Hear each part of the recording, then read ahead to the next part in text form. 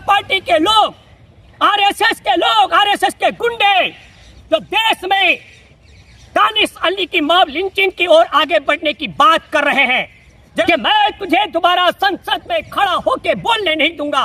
और तीसरी बात कही गई कि मैं तुझे संसद के बाहर देखूंगा। मैं हैरान हो रहा हूं। दानिश अली की मॉब लिंचिंग की धमकियां आ रही है। भारतीय जनता सत्र के नए संसद भवन में नए सत्र की शुरुआत से पहले प्रधानमंत्री नरेंद्र मोदी जी ने ऐलान किया था, ये सत्र छोटा लेकिन इसमें कुछ ऐतिहासिक होने वाला है।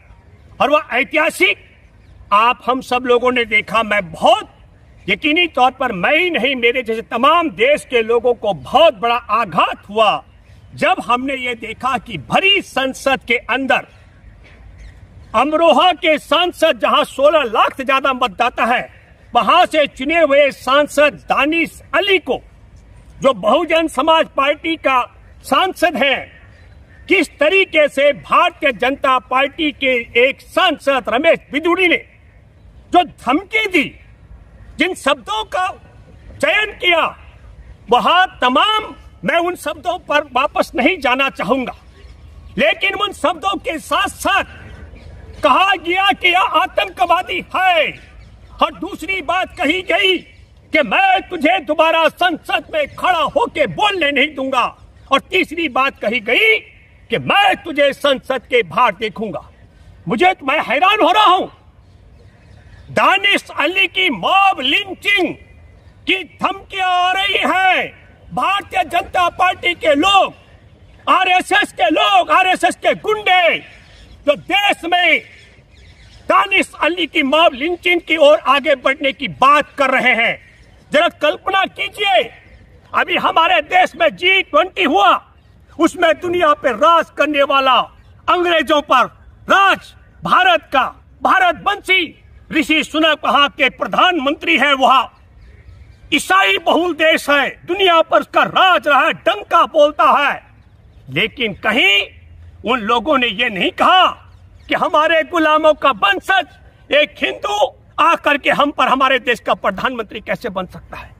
कमला हैरिस उपराष्ट्रपति है अमेरिका की।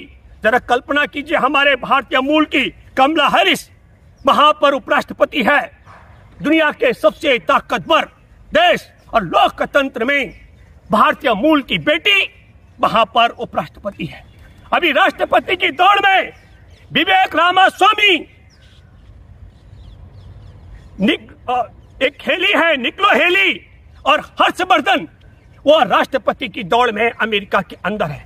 तो जरा हम अपने जहन पर सोचें, अगर हमारे देश में जो संघ परिवार नफरतियों का गिरोह है, अगर इनके जैसी सोच के डीएनए के लोग अमेरिका में होते तो आज भारतीय मूल की बेटी वहां उपराष्ट्रपति नहीं होती। कमला हैरिस की मैं बात कर रहा हूं। भारतीय मूल का ऋषि सुनक वहां पर प्रधानमंत्री नहीं होता आज अंग्रेजों का। मैं इंग्लैंड की बात कर रहा हूं। और तब ऐसी स्थिति में एक बात मैं आपको बताना चाहता हूं कि हमारे देश में एक नायिका है जिसको पद्मश्री से सम्मानित किया गया।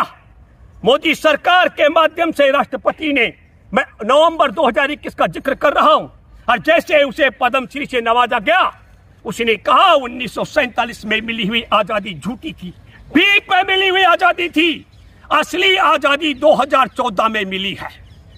उस समय हमें लगा कि ये नायिका हमारे देश में पद्मश्री का पुरस्कार हासिल करने के बाद भाजपा के लिए मक्खन लगाने के लिए हमारे देश की आजादी की जंग में शहादत देने वाले शहीद आजम भगत सिंह, अशफाक उल्लाह खां और इन तमाम देश के क्रांतिकारियों का अपमान कर रही है।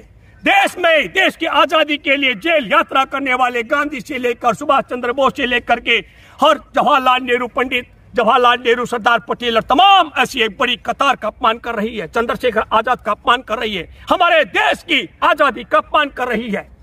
लेकिन आज मैं मानता हूं कि सच में 2014 में इस देश में आजादी मिली संघ परिवार को, और वह आजादी की शुरुआत जब मैंने बहुत विश्लेषण करने की बात की, आजादी के 66 वर्ष बाद बने भूमि अधिग्रहण कानून को लागू करने की बात करने वाले गोपीनाथ मुंडे की हत्या करवाई नरेंद्र मोदी की सरकार ने।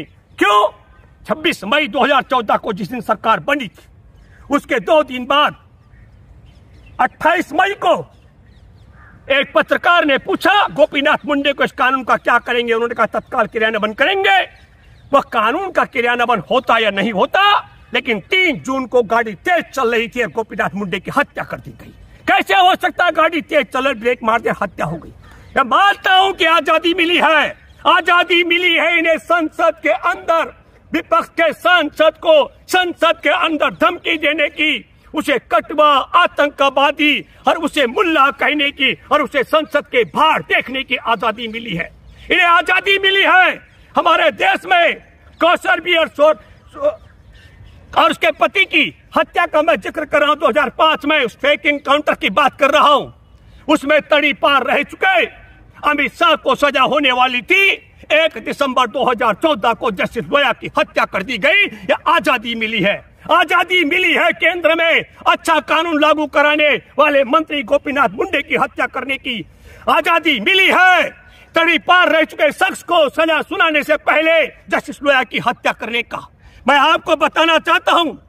मॉब लिंचिंग की गई थी। झारखंड का जिक्र कर रहा हूं। अलीमुद्दीन की मॉब लिंचिंग करने वाले जब जमानत पर बाहर छूटे दोषियों का जिक्र कर रहा हूं, तो केंद्रीय मंत्री जयंत सिन्हा को आजादी मिली थी उनका स्वागत करने के लिए। हमारे देश में आजादी मिली थी। मैं कठुआ का जिक्र कर रहा हूं। 8 साल की गुजरों की वह मासूम बेटी जिसका अपहरण करके जम्मू के कठुआ में मंदिर में रखा गया था, उसके साथ बारी बारी से बलात्कार किया गया। बलात्कारी न केवल बलात्कार, उसे भूखा प्यासा रखा गया। जिस समय उसकी हत्या करनी थी, एक पुलिस ऑफिसर ने कहा हत्या करने से पहले मुझे एक बार और बलात्कार करने दो। और ऐसे बलात्कारी अपहरणकर्ताओं के पक्ष में तिरंगा यात्रा लेकर के, तिरंगा झंडा लेकर भाजपा के मंत्री उतरे थे। इन्हें आजादी मिली। बलात्कारी अपहरणकर्ता और हत्यारों के पक्ष में तिरंगा यात्रा की रैली निकालने की आजादी इनको मिली है। इनको आजादी मिली। हमारे देश के अंदर बिल्किस बानो का जिक्र कर रहा हूं, जिसकी 3 साल की मासूम बेटी की हत्या कर दी गई थी। उसकी मां और परिवार की 2 और महिलाओं के साथ गैंगरेप करके हत्या कर दी गई थी। उसके परिवार के 14 सदस्यों की हत्या कर दी गई है। उनके हत्यारे बलात्कारी दंगाइयों को 15 अगस्त 2022 को रिहा करने की आजादी मिली है। संघ परिवार को मैं मानता हूं कि कंगना रनौत ने ठीक कहा है। इस देश में आजादी मिली है एक विशेष गिरोह को। मैं जिक्र कर रहा हूं निर्भया 2 कांड की। फरवरी 2012 का उत्तराखंड मूल की बेटी किरण नेगी, उसके साथ में उसके जिस्म में उसके प्राइवेट पार्ट को जलाया गया था। उसके प्राइवेट पार्ट के अंदर कांच की बोतल तोड़ी गई थी। उसके पूरे शरीर में 28 से ज्यादा निशान थे।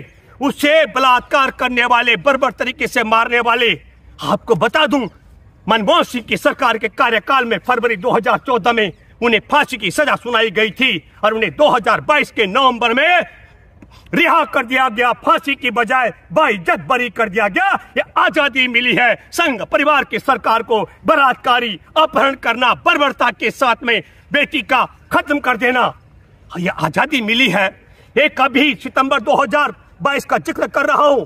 विनोद आर्य भाजपा के जो नेता है, उनके रिजॉर्ट में अंकिता भंडारी ने वेश्यावृत्ति को के धंधे में जाने से मना कर दिया। एक वीआईपी को बचाने के लिए, ताकि उस वीआईपी का नाम अंकिता भंडारी अपनी जुबान पर न ला सके, उसकी हत्या करने की